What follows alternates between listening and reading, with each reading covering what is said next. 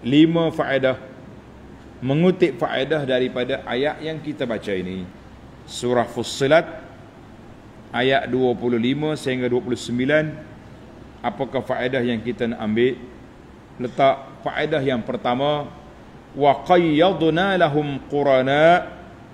Allah kata kami beri kepada mereka teman-teman rapat, kawan-kawan, best friend yang jahat. Tanda pelajar. Ayat ini tulis fihi anna 'alal aqil, bagi orang yang berakal. InsyaAllah kita ni termasuk di kalangan uqala, orang yang berakal. Boleh jadi orang berakal? Boleh? Orang yang berakal, hendaklah mereka berusaha untuk mencari kawan-kawan, teman-teman, sahabat-sahabat yang baik-baik. Nak cari guru, yang kita dengar dia bercakap qala Allah, qala Rasul. Ajak tuan-tuan banyak beramal ikut sunnah Nabi sallallahu alaihi wasallam.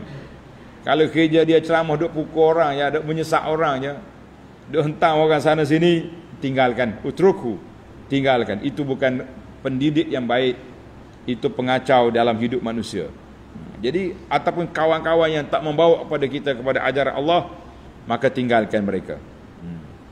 Kata di ulama, iza aradallah. Tulis kata-kata hikmah ini. Ini yang kita bimbang. Wa iza aradallahu bi'abdin khaira.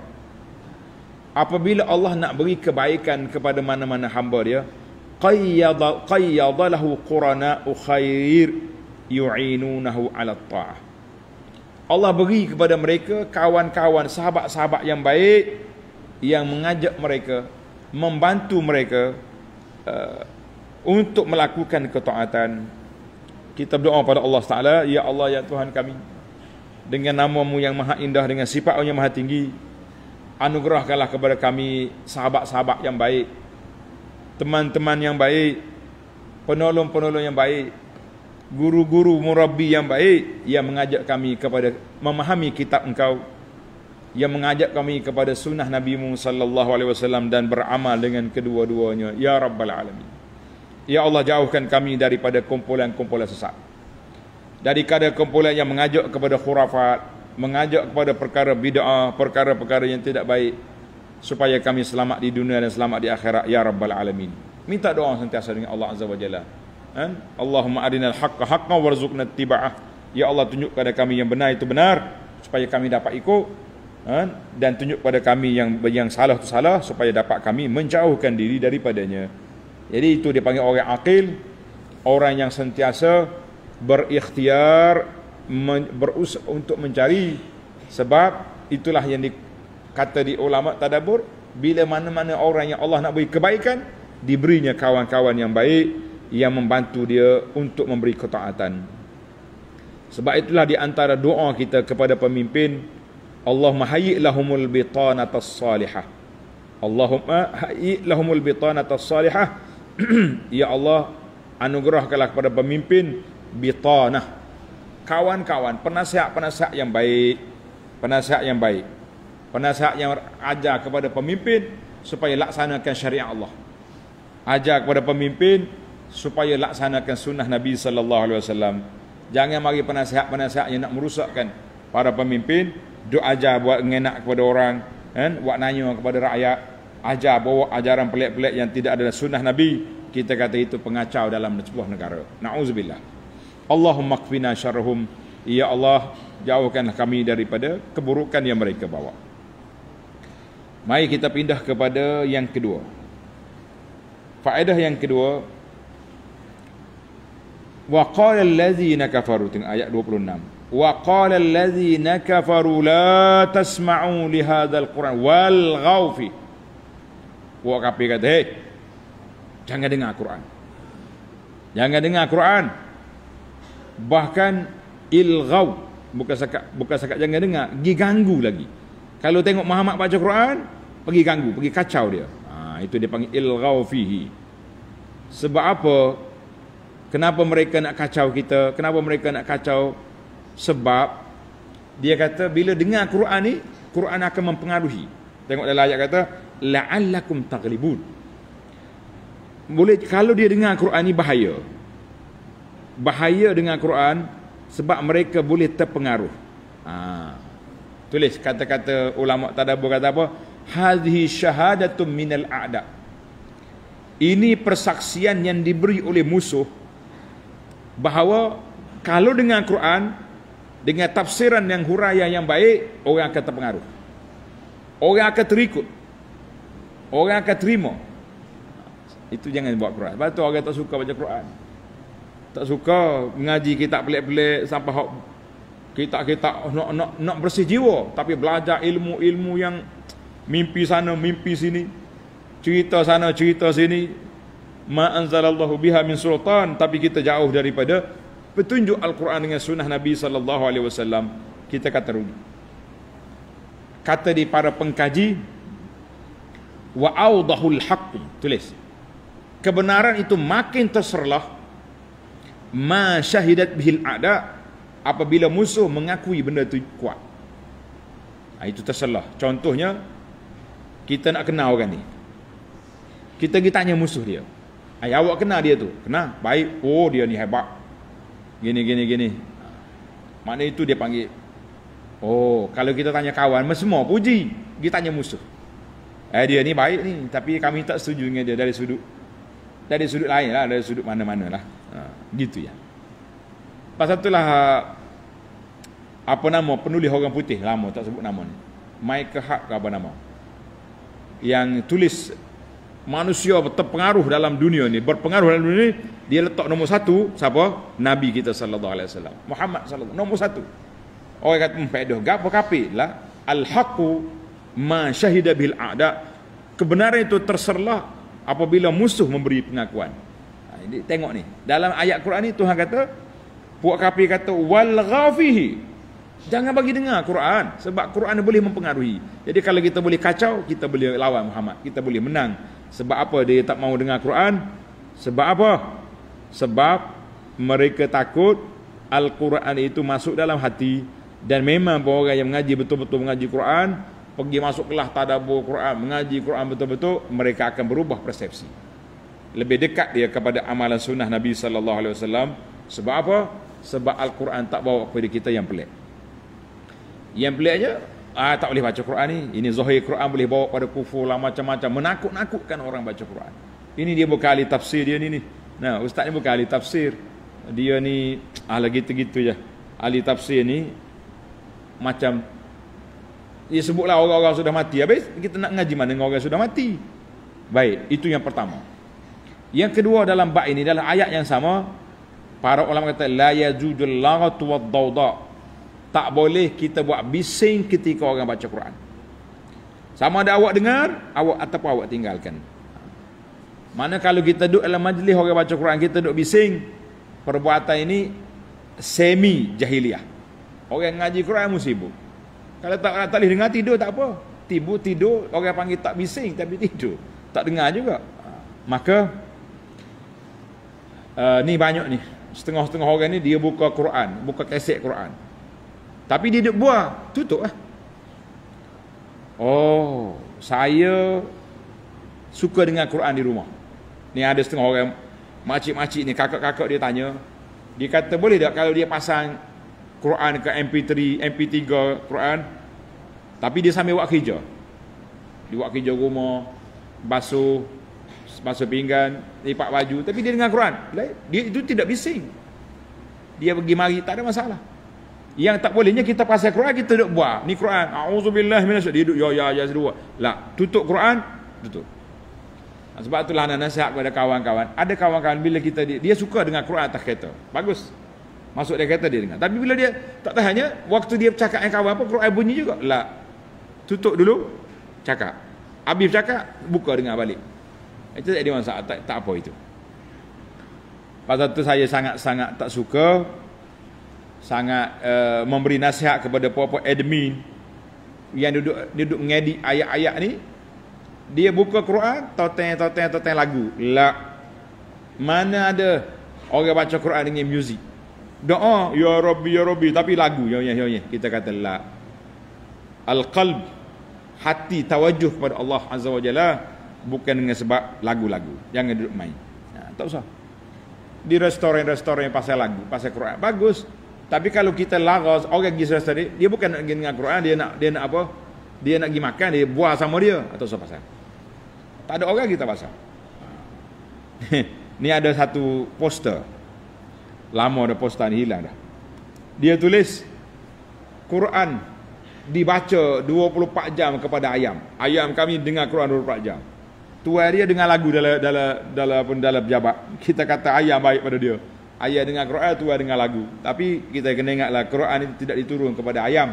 Kan? Sekali-sekala nak pasal Quran kita dengar bolehlah dengar sekali dengan ayam, tapi jangan buat nyanyi ke ayam siapa mereka. Ayam tak tidur suruh dengar Quran, tuan dia duduk tidur atau duduk dengar lagu. Kita kata baik ayam pada tuan. Jangan. Baiklah, jadi kita nak ayat ini mencela orang-orang yang meninggalkan Al-Quran. Tinggal tak dengar Quran, tak ngaji Quran.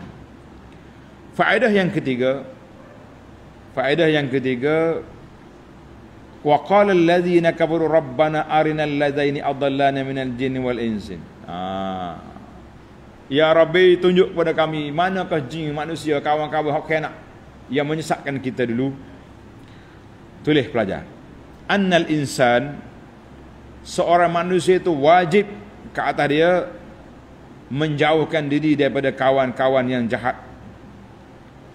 Nabi sallallahu alaihi wasallam menyebut dalam hadis, Nabi kata al-mar'u ala dini khalilihi.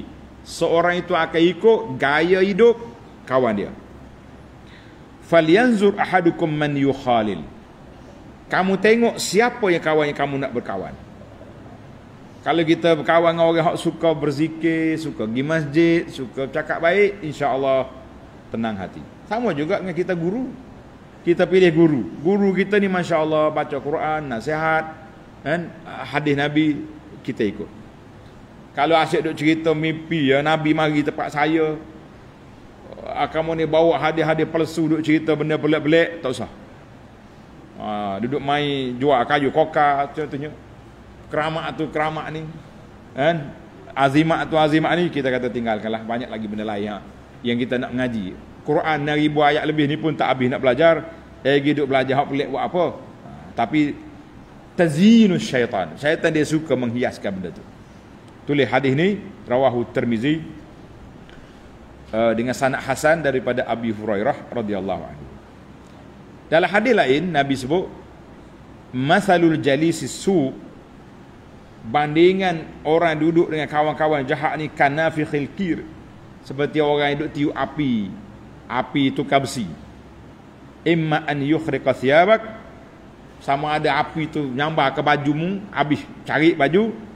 Wa imma an tajida minhu raihatan khabithah, ataupun kamu akan dapati bau busung orang duduk kerja. Bukan hina orang kerja tukar besi, tidak. Nabi buat analogi bandingan. Bandingan dengan tukar besi dengan bandingan hak jual minyak wangi. Hak minyak wangi kalau kita tak beli pun bau.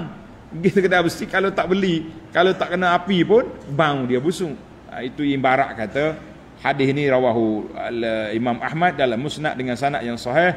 Maka fahzar qarin as-su, jangan hati-hati para pelajar, para jemaah sekalian daripada kawan-kawan yang jahat-jahat. Jangan duduk kawan dengan dia. Banyak lagi kawan lain yang kita boleh selamat insya-Allah. Kemudian kita pergi kepada yang keempat. Dia kata apa? Minal jinni wal ins. Minal jinni wal ins. Dua kumpulan, yang baik pun dua kumpulan, yang sesat dua kumpulan juga. Iaitulah manusia dengan jin. Ini ayat ini menjadi abyanu dalil. Dalil yang paling jelas bahawa dua makhluk ini yang ada taklif. Dua makhluk ini ada taklif, ada tanggungjawab. Yang pertama manusia, yang kedua jin, yang kedua manusia. Artinya apa manusia? Jin dan manusia. Dua ni ada taklif, ada arahan, ada tegahan, ada pahala, ada seksa. Jadi kita kena hati-hatilah, kita jangan duduk mudah-mudah. Sebab Allah Ta'ala hantar. Cuma jin lemah dianya, dia tak ada Nabi. Nabi dia Nabi kita sallallahu alaihi wasallam. Nabi kita tu Nabi kepada jin. Jin ustaz-ustaz dia adalah, pendakwah dia ada, tapi dia Nabi tak ada. Dia kena pergi belajar dengan Nabi kita sallallahu alaihi wasallam. Quran ni juga dia ngaji. Jin dia tak ada Quran sendiri, tidak ada. Quran dia Quran hak Allah Taala turun kepada Muhammad sallallahu alaihi wasallam. Sebab itu tulis dalam surah Az-Zariyat ayat 56, wa ma khalaqtul jinna wal insa illa liya'budun. Aku tak jadikan jin dan manusia kecuali supaya mengabdikan diri kepadaku. Mengabdikan diri kepadaku. Jin dan manusia. Tulis. Jin manusia ada apa ni, ada taklif. Karena itu kata di para ulama pengajian itu tak benar kata-kata orang sejahat-jahat sebaik-baik jin sejahat-jahat manusia. Lish. Kenapa? Sebaik jin jahat, jin yang beriman baik. Sama juga manusia yang beriman. Kenapa buat tuduhan tak baik macam tu kepada dia? Allahu akbar. Baiklah, sebagai yang kelima, yang terakhir, wala najziyannahum aswa alladhi kanu ya'malun. Wala najziyannahum aswa alladhi kanu ya'malun. Kami akan balas pada mereka, tengok ayat 27, seburuk-buruk apa yang mereka lakukan. Ubira bil amali ala jazair. Amalan dikira amal sebagai balasan. Bima kanu ya'malu. Mana balasanmu ikut apa yang kamu buat. Karena itu para ulama mengatakan al-jaza'u, tulis ni, al-jaza'u min jinsil amal. Balasan itu mengikut kategori amalan. Siapa dia amalannya baik, maka baik. Cuma bagi orang yang buat benda tak baik, balasan dia dengan keadilan Allah Azza wa Jalla. As-sayyi'at bil adli. Allah balas dengan keadilan dia. Satu dengan satu. Al-hasanat bil fadli. Tulis molek ku Arab. As-sayyi'atu bil adli wal hasanatu bil fadli. Kebaikan dibalas dengan limpah kurnia Allah. Sebab tu orang buat satu boleh 10, boleh 700, boleh pahala tanpa limit, macam-macam. Jadi alhamdulillah Allah Taala beri kepada kita anugerah-anugerah yang cukup bermakna. Mudah-mudahan kita dapat meraih pahala yang banyak, insya-Allah. Tamatlah perbincangan kita, 5 faedah yang dapat kita kutip. InsyaAllah ayat 30 kita akan sambung dalam siri yang akan datang. Bagi pelajar-pelajar yang sudah balik, jangan lupa ikuti kuliah kita secara alamanya ke alam tidur. Alamanya, insyaAllah. Buka video, ajak mak, ajak abah, ajak adik-adik, mari kita ngaji Quran. Pagi-pagi belajar Quran dulu, insyaAllah. Mudah-mudahan ada manfaatnya. Subhanakallahumma wa bihamdika, asyhadu an la ilaha illa anta astaghfiruka wa atubu ilaik. Wa sallallahu ala nabiyyina Muhammad wa ala alihi wa sahbihi ajma'in. Walhamdulillahi rabbil alamin.